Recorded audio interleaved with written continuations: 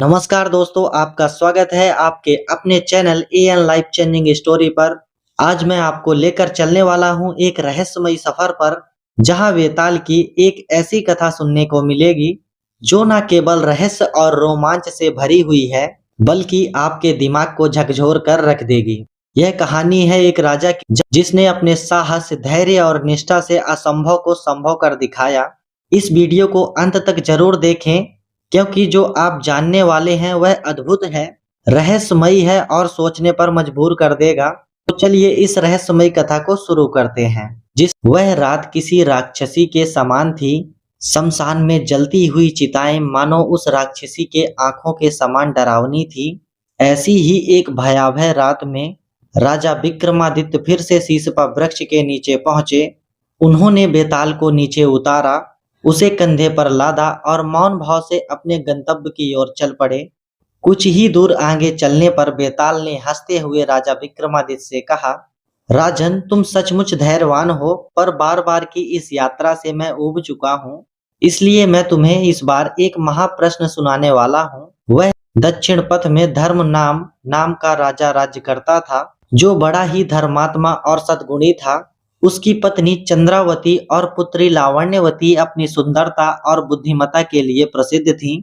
लेकिन एक दिन राजा के परिवार के ही लोगों ने उसके खिलाफ षड्यंत्र रचा और राज्य छीन लिया। राजा अपनी पुत्री और पत्नी के साथ रत्नों को लेकर के भाग निकला। उनके पांव कांटों से छिल गए थे। रास्ते में वे एक भील गांव पहुंचे, जहां लुटेरे उनकी ओर दौड़ पड़े। राजा ने अपने पत्नी और पुत्री को जंगल में छिपने का आदेश दिया और अकेले ही लुटेरों से लड़ने लगे। लेकिन अंततः लुटेरों ने राजा को मार डाला। यह देखकर चंद्रावली और लावण्यवती डर के मारे जंगल में और गहराई में भाग गईं। वहीं जंगल में एक दिन चंद्रसिंह नामक राजा अपने पुत्र सिंह पराक्रम के साथ शिकार खेलने आया। उन्होंने उन माँ बेटी के पद चिन्ह देखे और उनका पीछा करते हुए उन्हें ढूंढ निकाला। राजा और उसके पुत्र ने उन माँ बेटी को महल में ले जाकर उनसे विवाह करने का निश्चित किया। पुत्र सिंह पराक्रम ने चंद्रावती से विवाह किया, क्योंकि उसके पैर छोटे थे, और राजा चंद्र सिंह ने लावण्यवती से विवाह किया, क्योंकि उसके पैर बड़े थे।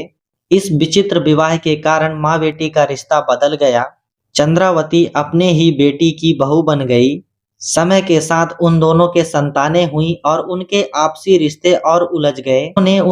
यह कहानी सुनाकर बेताल ने राजा विक्रमादित्य से पूछा, राजन, बताओ, उन माँ बेटी के संतानों का आपस में क्या संबंध हुआ?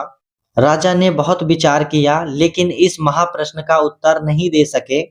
वह चुपचाप रहे। बेताल ने राजा के धैर्य की प्रशंसा की और कहा, हे राजन, मैं तुम्हारे साहस और धैर्य से प्रसन्न हूँ। लेकिन जिस दुष्ट भिक्षु के लिए तुम यह सब लेकर जा रहे हो, वह तुम्हारी बलि चढ़ाने की योजना बना रहा है। जब वह तुमसे भूमि को प्रणाम करने को कहे, तो उससे कहना कि पहले आप भूमि को प्रणाम करो, और जैसे ही वह झुके तो तलवार से उसका मस्तक काट दो। ऐसा करने से उसकी सिद्धि तुम्हें प्राप्त होगी। जाओ राजन, अब तुम्हारा कार्य सिद्ध होगा।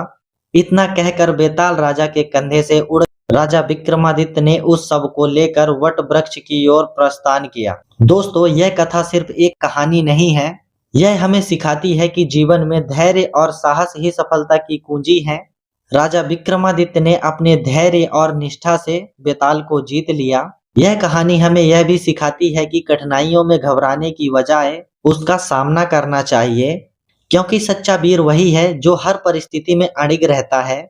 अगर आपको यह कहानी पसंद आई है तो इसे लाइक करें, कमेंट में अपने विचार जरूर बताएं और हमारे चैनल को सब्सक्राइब करें। मिलते हैं अगले वीडियो में, तब तक के लिए धन्यवाद और अपना ख्याल रखें।